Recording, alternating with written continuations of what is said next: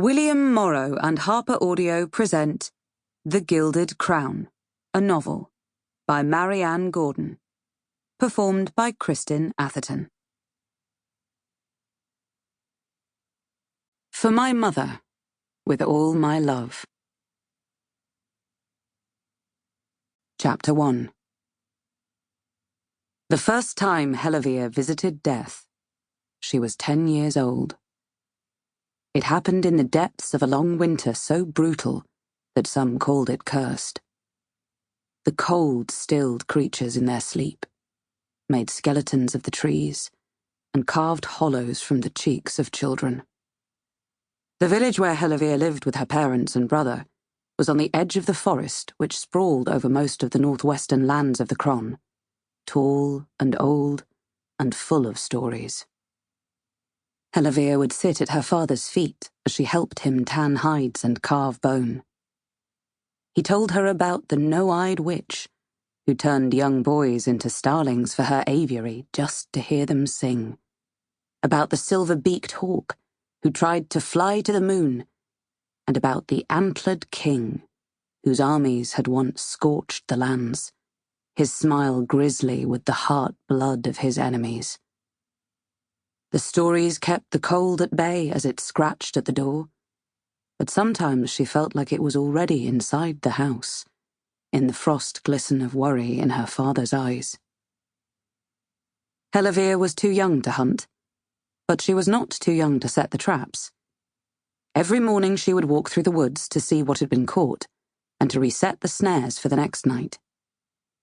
Her older brother accompanied her with his bow and arrows to shoot down squirrels and rabbits. One morning, when a new layer of snow was crisply fallen and the sky was a bright blue, Hellevir and her brother were out foraging when she found a bush coated in red berries. She took a handful. "Not those," Farvor said. "They'll make you sick." Hellevir pocketed them anyway, not to eat, but to look at.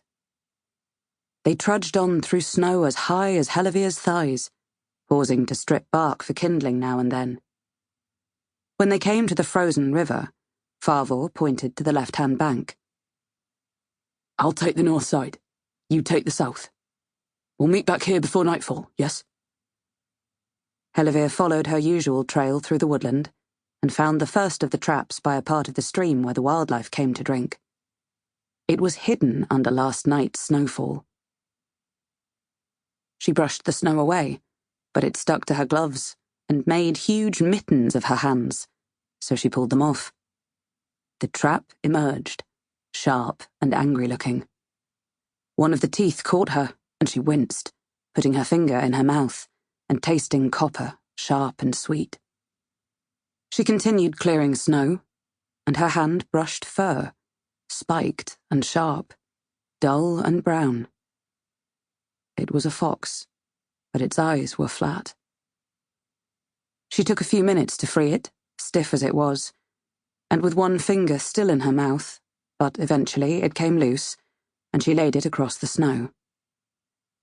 She had always tried to tame the foxes she saw in the woods with scraps of food, loving the wildness in their yellow eyes, but she had never been this close to one before. She stroked the pretty fur, the dark tufts of its ears.